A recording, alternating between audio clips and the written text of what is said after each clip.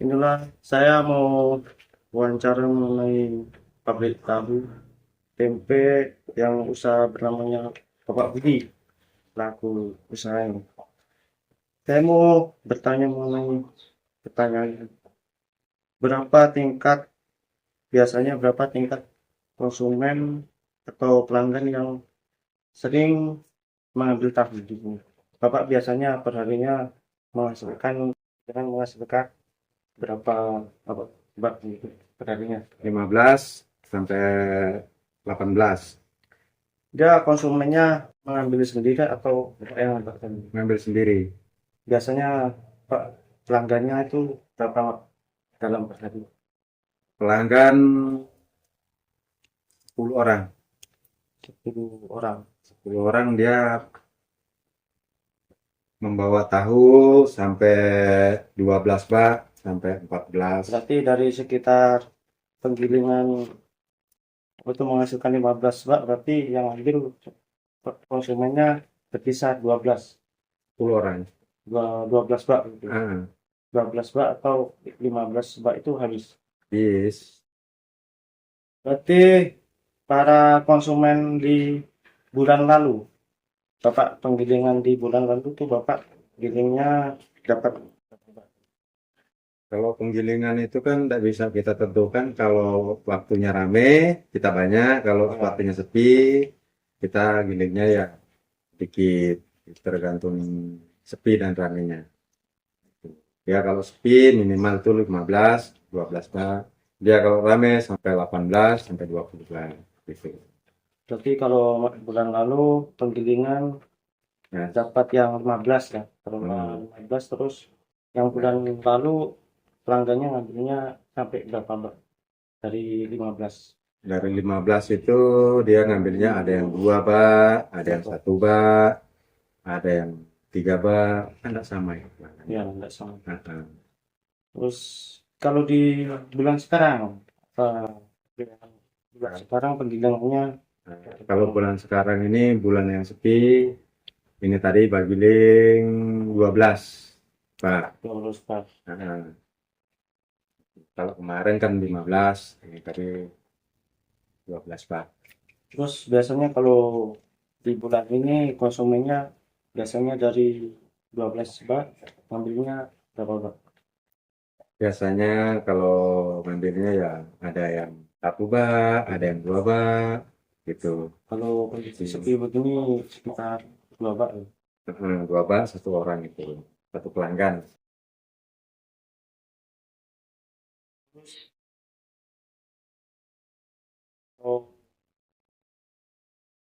variabel ya. Biaya yang memproduksi tahu ini biaya apa saja yang waktu memproduksi tahu biaya apa mulai dari pembelian Hmm, Kalau biayanya itu kita dari kedelai, dan biayanya itu baru bahan bakar. kalau bulan lalu kedelainya harganya berapa? Kalau bulan lalu dia per sak itu per 50 kilo dia kena 600. 600. Nah, Kalau sekarang kalau sekarang kena 57. cuma 50. Hmm. Terus atau aktivitas bisnis bisnis bahan baku atau bisnis bahan baku lain selain produksi tahun ini ada aktivitas Tempe, yang tempe ya. tempe. Iya, tempe menjual apa, kedelai selain produksinya apakah menjual kedelai itu di sini? Nah, cuma kita produksi tahu dan tempe saja, kita jualnya cuma tahu dan tempe. Kedelai itu kan bahan baku. Ya, itu cuma memproduksi tahu dan Memproduksi tahu dengan tempe saja. tempe saja. Ini kalau soal tenaga kerja langsung, Tenaga kerja langsung saya sendiri. kalau bulan kemarin ada Beneran, masih sendiri, masih sendiri. dia kalau ada apa kerja langsung dia secara bekerjanya dan upahnya itu sistemnya bagaimana? Kalau ibaratnya kita mengambil karyawan kerja, kita hitung per bak. Per bak begini dia 5.000. borongan, kerjanya bukan bulanan. Oh, borongan. Borongan. Dia per bak begini, satu papan begini, dia 5.000. Begitu kalau misalnya dia dapat 15, berarti dapatnya 5.000. Bayarnya termasuk upah gitu ya. Upah ya, borongan. Borongan. Bukan bulanan. Jadi untuk di masa yang akan datang ini pabrik tahu apakah kayak biayanya akan di tahun nanti 2025 akan biayanya semakin naik atau faktor kedelainya atau akan membutuhkan karyawan untuk produksi pabrik itu bagaimana?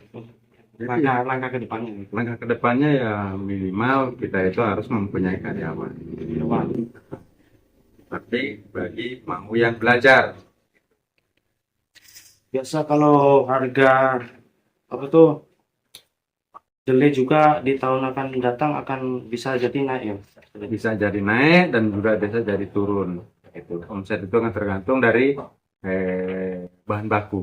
Itu kalau bahan bakunya mahal, otomatis omset kita akan menurun. Gitu. Jadi bisa jadi kalau di masa yang datang di tahun depan berarti biaya itu akan berubah ya, enggak tetap ya. Tidak tetap. Ya, kita akan semakin pesat maju akan membutuhkan biaya Biaya lebih besar. kan karyawan harus ada. Dan Berapa jumlah konsumen yang ambil tahu keseluruhan atau kalau konsumen yang mengambilnya itu ya banyak orang rumahan, baru pengecer. Gitu. Kalau pengecer ibaratnya kan borong. Gitu. Kalau orang rumahan belinya eceran kemari ya ada yang beli 10.000, 20.000 itu orang rumahan. Tapi kalau namanya pengecer, dia ngambilnya global, katakannya dia sampai 4 papan begini, 3, ada yang 2, ada yang 1, itu ya global dia ngecer. Jadi untuk kalangan konsumen Bapak Budi ini, dia latar belakangnya usaha apa-apa saja yang ambil tahu di sini. Belakangnya ya mereka itu minta penjual sayur. Rata-rata penguasa mandiri penjual sayur ya. Iya. Rata penjual. Kalau konsumen orang rumahan itu kan rata-rata petani. Konsumen orang rumahan petani. Kalau pelanggannya Bapak Budi waktu orang penjual sayur itu biasanya ngambilnya dari 15 bak ngambilnya itu kadang sampai berapa? Kalau 15 Pak, dia kalau rame itu habis. Kalau kadang cuma kalau macam kemarin itu bikin 15, tapi kan orangnya kan nggak masuk semua itu masih sisa 2 Pak. Sisa 2 bak. Bagaimana perkembangan banyaknya konsumen yang dikuasai? Ini menguasai konsumennya di kalangan bagian mana atau cuma desa ini atau di luar desa? Keluar. Wholesale. Sampai di luar kota ya? Iya. Bukan cuma khusus mafia, bahkan dia sampai di wholesale. Bulan Mungkin Selatan. Berarti perkembangan banyaknya konsumen dari bulan kemarin sampai sekarang itu masih banyak meningkatnya yang sekarang ya? Iya, yang sekarang. Dan jumlah penjualan tahu itu jumlah penjualan tahu ini berkisar 15 bak. 15 bak. Dia kalau penjualan dari pabrik dia per papan begini 60.000. Dari pabrik. Dari pabrik. Jadi kalau pengecer mereka itu ngecernya nggak sama. Ada yang eceran 1.000, ada yang 500.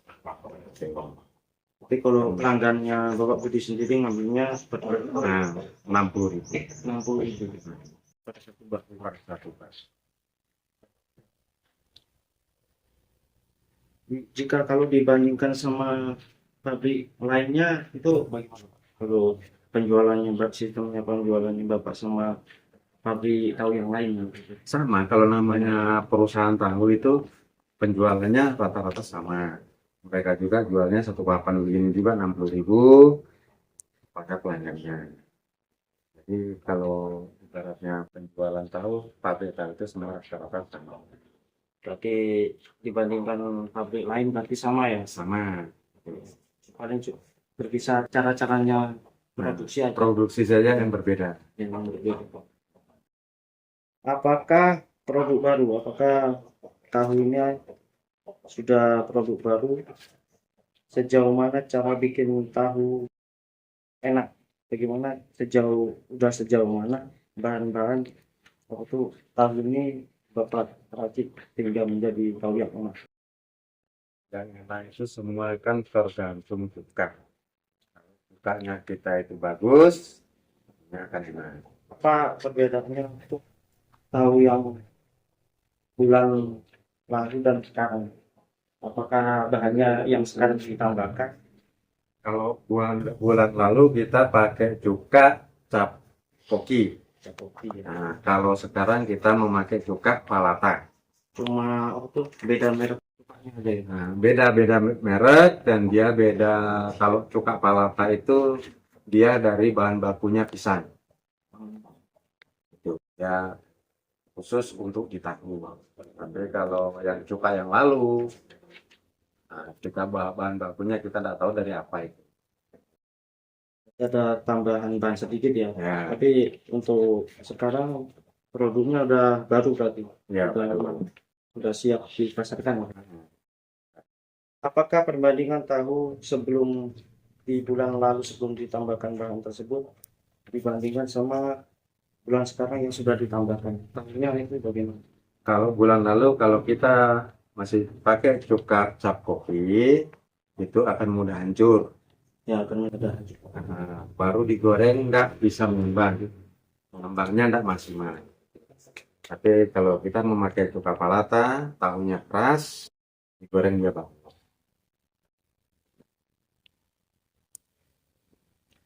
Apakah produk saat ini dalam masa pertumbuhan? Mungkin untuk bulan lalu tahunnya masih ada bahan-bahan yang kurang ya, Pak. Ya, ada yang Tapi kalau sekarang ini bahan-bahannya apakah udah lengkap atau gimana? sudah. Udah tidak bisa ditambahkan lagi, Pak. Nah, kalau kita kan sebagai pengusaha tahu, kita mencari inovatif yang baru, yang kiranya bisa untuk berkembang di dalam bidang usaha tahu. Gitu. Kita nanti masih akan mencari lagi cuka-cuka yang bagus, yang untuk satu dari kesehatannya kita terjamin, kita tahu asal usulnya bahan baku cuka itu dari apa. Gitu. Ya, berarti tergantung Cuka kalau tahu itu, baru yang bagus lagi akan nah, kita akan kembangkan lagi. Gitu. pasar mana tahu yang akan dipasarkan biasanya itu Bapak keliling atau orang konsumen? Yang keliling itu konsumen. Kalau saya cuma membuat tahu, memproduksi Konsumen berarti datang sendiri, mereka yang menjual. Apa yang dilakukan biar mencapai target pelanggan banyak, biar strategi bagaimana supaya pelanggannya banyak sampai target? Kalau masalah strategis itu kita nanti tergantung kita pengolahan cuka saja. Pengolahan tahunya ya. Nah, cuka dasar cukanya dia kalau bagus, tahunya pasti akan maksimal. Berarti kalau tahunya bagus dan enak, otomatis Nah, pelanggan kan tambah. ya. Lokasi usaha tanah bekas pabrik atau ini tanah sendiri? Ini kalau tanah ini masih numpang sama kakak. Berapa besar skala lokasi luas produksi? Waktu skalanya ini luasnya udah Skala produksinya kita tergantung konsumen saja. Gitu. Kalau kita konsumennya banyak, tetap produksinya skalanya besar. Gitu. Tapi kalau sekarang kan ibaratnya baru kita merintis, berarti kan kita bertahapan dari bawah itu. skala lokasi ini waktu bangunan. Kalau skala lokasi bangunan dia 6 meter 68 6 kali 8 ya. 6 kali 8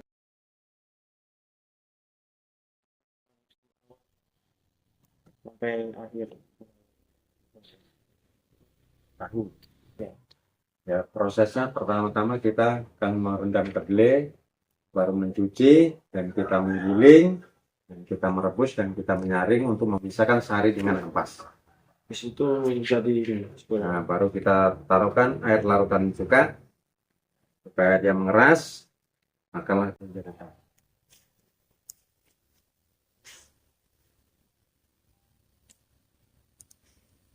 apa syaratnya memilih mesin tahu yang baik dan gak rewel dan peralatan lainnya, bagaimana Bapak memilih itu mesin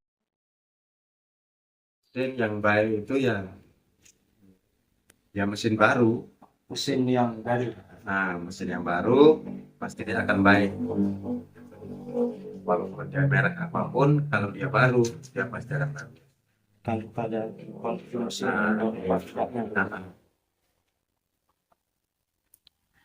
untuk peralatan lainnya ini Bapak yang kayu ini yang lain bikin sendiri atau apa beli? kalau kayu-kayunya ini kita beli. Beli terus yang lain berarti bikin ya? Bikin. Proses produksi tahu tadi berarti sudah Bapak jelaskan. Tata letak alat-alat pabrik tahu Bapak udah ini tata letaknya memang Bapak sengaja desain begini atau memang harus? Ini kan masih sementara. Sementara nanti kan kalau misalnya kita produksinya skala besar, pasti kan kita akan rubah. Ini berarti masih sementara. Sementara. Nanti kalau produksi skala besar berarti tata letaknya dirubah. Dirubah.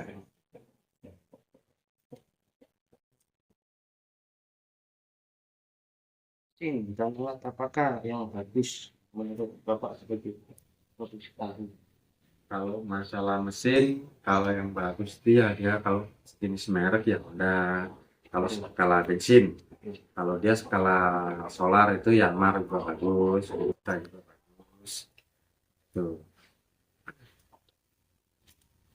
Apakah sudah dapat izin dari masyarakat Bapak memproduksi? Tanggapan masyarakat ada produksi tahu di sini apa untuk kita masyarakat sini? Kalau masyarakat sih nggak pernah mereka itu untuk komen saya membuat pabrik tahu di sini. Bahkan mereka dia senang apabila mereka itu mencari tahu dengan tempe itu kan dekat.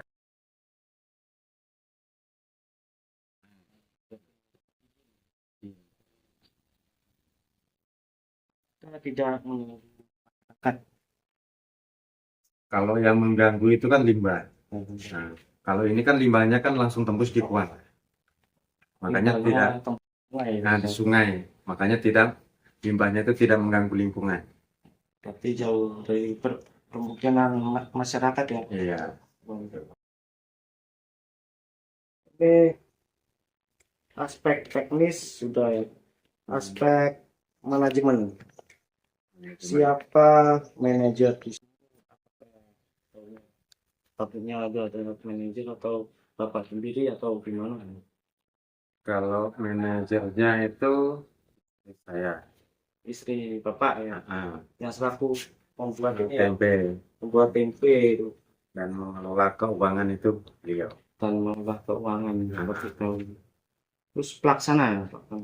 Kalau tim pelaksana kerja itu saya sendiri untuk sementara. Itu Bapak. Kapan merintis? Karena masih tahapan kritis. Terus pengawas. Kalau pengawas itu pengawas ya, masyarakat sendiri aja lah yang mengawasi kita. Berarti cuma masyarakat sekitar ya, Pak. Sekitar aja mengawasi kita bagaimana caranya kita memproduksi. Iya pasti tahunya benar. Dan cara kerja apa ya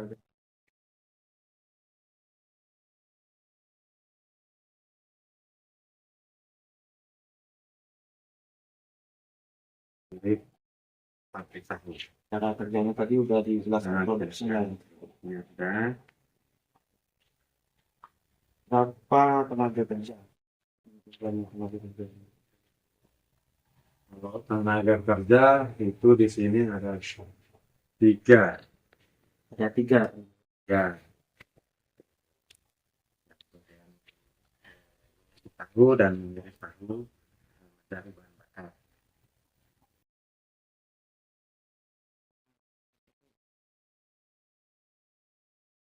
Soalnya sih, karena tenaga kerja itu kan orang rumah sendiri, masih keluarga sendiri, belum kita memakai orang luar. Tapi tenaga kerjanya masih orang rumah. Nah, orang rumah sendiri. Belum ada yang apa. Ini aspek hukum. Jelaskan legalitas produk. Produk Bapak ini udah halal. Ada halal kalau legalitasnya ada. Ini kalau nih mau.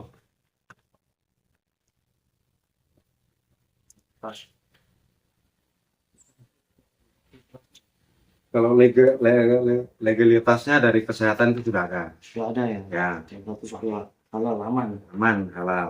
Sudah disurvei dengan dari Dinas Kesehatan sudah disurvei dan kita sudah diberikan sertifikat halal. Ya sudah ada sertifikatnya. Mulanya apakah sudah minta izin?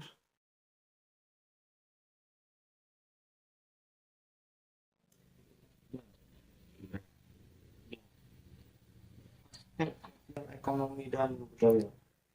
Manfaat usaha atau tersebut di lingkungan di sini.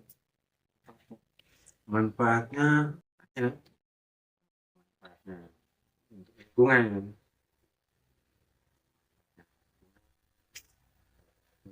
Buat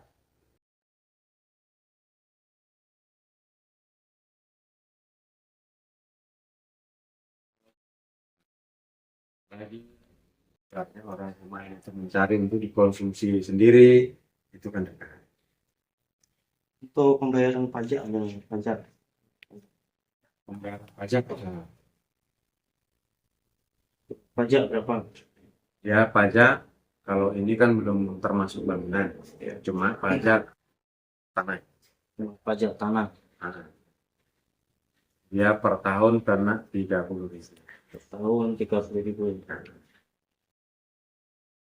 Aktivitas ekonomi konsumen apa juga memberitahu meningkatkan aktivitas ekonomi jual belinya di sini pertama banyak lah konsumen banyak. Kalau konsumen banyak. Dan apakah sangat lancar atau juga dan konsumennya akhirnya itu bayarnya sih Kalau bayarnya lancar. bayarnya lancar. Nah,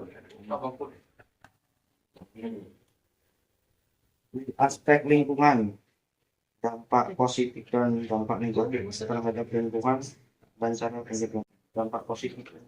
dampak positifnya ya limbah.